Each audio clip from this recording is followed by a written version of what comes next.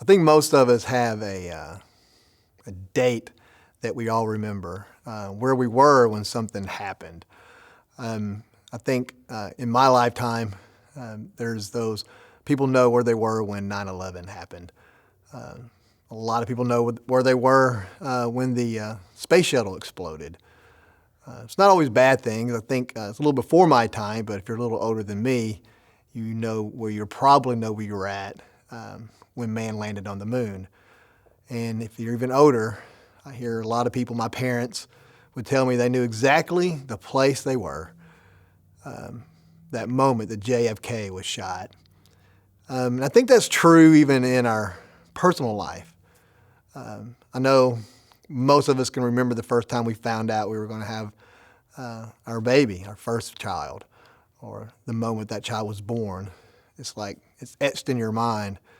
And I think all of us have moments like that. Another critical one for me is March 27th, 2002. That's a few days before Easter.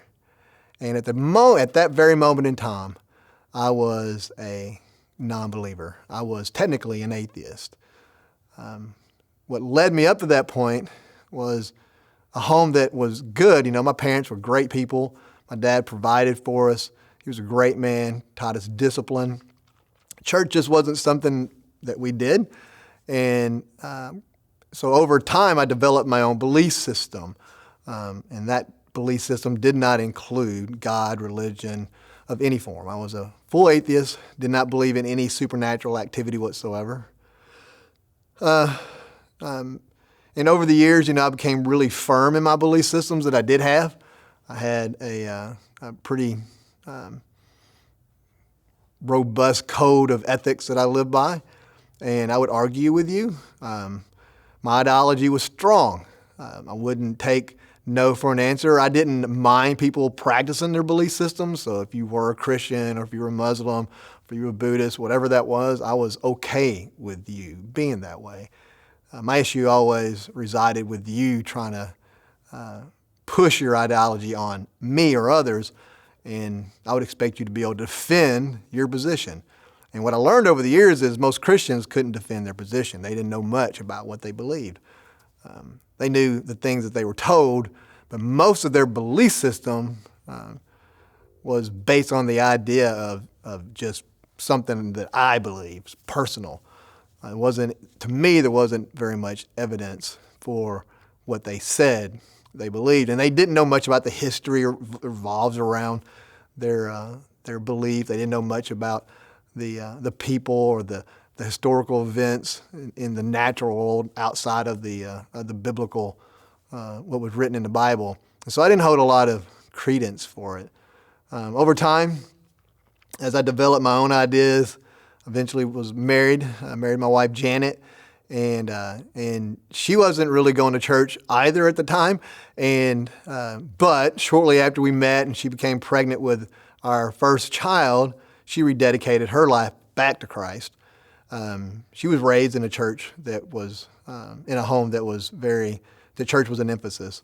And so she started going again, to my chagrin. It wasn't something I was real happy about. And periodically, I went with her and her family, in essence, just to be a nice guy, keep myself off the couch, keep mama happy. And so this kind of went on for years. And by and large, I didn't go to church. I didn't care about it because I didn't believe. And why go if you don't believe? Job eventually insisted that we move to this area. I met my wife and I was raised in the Memphis area, West Memphis, Arkansas. And we found ourselves here to work at Procter & Gamble.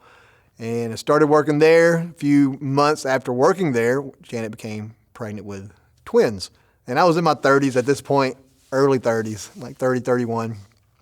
And, as a dude, specifically a heathen dude, I was wanted to know if I still had it. What does that mean? So I had the twins. Everybody knows babies are girl magnets. And I had twins, and they were beautiful twins. And I wasn't going to do anything. I just want to know if I still had it. So I'm roaming around. You go where all the pretty women are, and that was in the JCPenney beauty department. And so I'm roaming through there, and out pops a woman to talk, but wasn't exactly the woman I was looking to talk to. It was a woman approximately my age right now, and so she started having a conversation with me and the twins, because evidently she had twin boys, and so she saw the twins and it triggered something. And Janet heard us, and she came over, and they started having a back and forth, and eventually that conversation turned to church. And so I backed out, let the two ladies have their conversation about church. She had a business card. They introduced her to a church called Christ Church of the Heartland. Her mom came in the next week. They came and checked the church out. They got the mother-in-law's thumb of approval, and they started going to this church called Christ Church of the Heartland. She went with Caleb and the twins for about 12 to 13 months before I ever stepped foot in it. I went again just to keep Janet happy, Mama happy, to keep peace in the house. And I remember when I came, it was just like any other church. Came on an Easter, and they were doing a production. And back when I was in school and in college, I used to do a lot of production work. And it was comical to watch, to be honest with you. It kind of fit the typical church production that you would think of. It was, not well acted. It was just, I don't know, it was comical. And I got a good belly laugh out of it and made Janet mad. And so I didn't think anything else about it. I've seen a couple Easter productions over the years, and no big deal. And Janet asked me about going to church. And so I went, and we went a little earlier in the year. It was probably in January, February time frame. And so it wasn't either Christmas or Easter like normal. But we went, and I was approached by a woman that worked in the church, and her job evidently was overseeing that Easter production that they were in preparation mode to get ready for that coming year. And she approached me about helping with an Easter play. Now, again, I'm an atheist. I have no belief system whatsoever as far as religion goes. And when she approached me, the thoughts that came to my mind weren't very nice. They were actually kind of vulgar, but I had an idea. At this point, we have twins, we have our son, and I'm working in what is, Procter & Gamble, and it's technically a factory, it's manufacturing, and that wasn't what I was supposed to be doing. I knew that. I was a writer, I was creative, and it didn't line up with what I was doing, and I really didn't love what I was doing. But I love to write, and I love to tell stories. And as I was talking to that lady, something popped in my head. I was like, I got a great idea. I'm going to write a book about an atheist in an Easter play. And so I agreed to help, purely 100% out of pride and my own personal desires. And so we started helping. They had their first practice. I thought it was terrible. I tried to show them how I thought it should be done. I had some knowledge of most of the happenings around that particular Easter event. I knew who Caiaphas was. He was the high priest. I knew that based off the studies I had done personally. I knew quite a bit about antiquities, ancient history. I was studied in some languages, etymology. And so I had a background that made me familiar with a lot of what was going on in the story of Jesus and the history that surrounds the history of Jesus. And there was a particular scene 2, that I was really not fond of. And I let my opinion be known. Now, again, remind you, I'm an atheist. I don't believe any of this. I don't come to church. Why they asked me, I really don't know, other than the fact that Janet had mentioned that I had some interest in production, that I had done it before, and they just needed the help. So scene 2, terrible scene. It involved the high priest and all the other fellow priests. And the woman who came and asked me to participate in the production as an overseer, as a help, more like a producer. She took it upon herself to rewrite scene 2, and in this case, she included me as the high priest, Caiaphas. Now, at first, I'll admit, I wasn't real happy about the whole thing. Again, four-letter words came to my mind, and I wanted to say some bad things to her, but I didn't. I thought about it for a moment, and I realized this was a great opportunity, because not only now was I an atheist helping with a Easter production, but I'm going to be actually in the production, and I was going to help steer the direction this production was going to go, and I was going to get to stand on a platform, this platform, and tell people that Jesus was a fake and a phony, because that was more or less what she wrote in the script. My character hated Jesus. I was the enemy in this production. I was Caiaphas, the high priest. So you had Jesus as the hero and Caiaphas as the bad guy, and I got to be the bad guy. And I thought this was amazing. I even called some of my friends down home and let them know what I was doing, and they thought, this is crazy. It's so much like something I would do. So out of pride again, I agreed to be Caiaphas, the high priest. And we went through several, days, maybe even a few weeks of practice. And it's going okay. I think I'm doing okay. I'm memorizing the lines. But I'm not real satisfied. I know we had to come here 3 and 4 days a week at least to get set up and for me to help them. And I'm putting my all into it. The pride in me would not allow me not to do anything but do it well. And so I'm here a lot, and I'm around these weak-minded, in my opinion, weak-minded Christians. And I'm around them all the time, and they're influencing me just a little bit. And I'm starting to have these weird emotions that are stirring in me, and I'm blaming it on the fact that I'm surrounded by these pitiful souls. And so we're on a Wednesday night, the 27th, and we're practicing the last night of before dress rehearsal. And I didn't feel very good about the job I had done that night. So I went home. I'm going through those lines. I'm in my front yard smoking a cigarette out by an old tree on Chrysler Avenue. And I'm not looking for anything. I had no needs in my life. I had a great job. I had a great family, had beautiful children. There was no addictions here.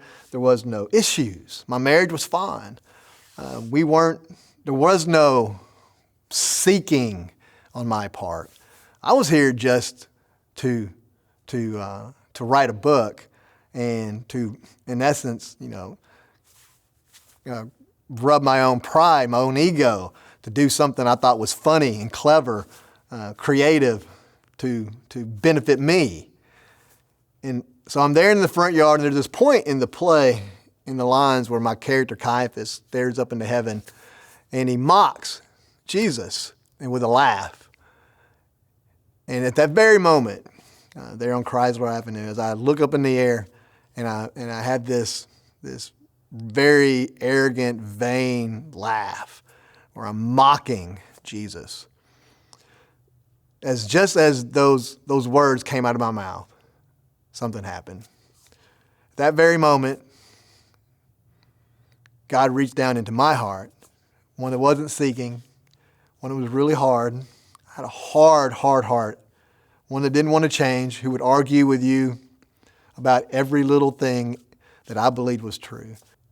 And I'm there in the front yard of that little house on Chrysler Avenue, about saying some lines in the production, smoking a cigarette, when unsolicited, God suddenly reaches down into my heart and breaks it in an instant. In a moment, I went from not believing anything, any of this, the church, God, Jesus, none of this, because I wasn't seeking, I wasn't looking. And in an instant, God reached down and he broke my hard, bitter heart. I didn't know what to do. I was almost lost. The only thing to be honest, I just fell on my face and I cried for a few minutes, because everything that I held true and dear to my heart, the convictions that I had, the ideas that I have, I would fight you over, and they were embedded in me. They were things that I had reasoned and had measured and could argue with you or anyone about what I believed. But in an instant, God changed everything I believed, everything. And so in a moment, I went from believing none of the ideas or the thing that the production that we were getting ready to do on this stage, suddenly it all was revealed to me. There wasn't somebody who led me this way. There wasn't anybody that helped nurture this. In an instant, God changed my heart. And from that point forward, it changed who I was in my life. I went from never having anything to do with church to participating in everything that church had to do with. I was here every day that I was off. I came to this place and to help do whatever it is I thought God wanted me to do. I really didn't have a clue. The only thing I knew was that He changed who I was. And I knew that He changed who I was. And it was powerful. And it began to fill my mind with different kinds of thoughts that I didn't have before. And I was an avid reader, so I picked up the Bible and I began to consume it. And I saturated myself in it, and I was read it over and over and over again, and I would tear it apart, and I began to look for resources that helped me study it, and it just became an object of my desire. And I used to read several books a week, and now I'm just reading this one book and all the resources that go along with it, and that became my life. And I never, and the question often was for me is why? Why, God? Why would you come after somebody who was here to do nothing more than to mock you?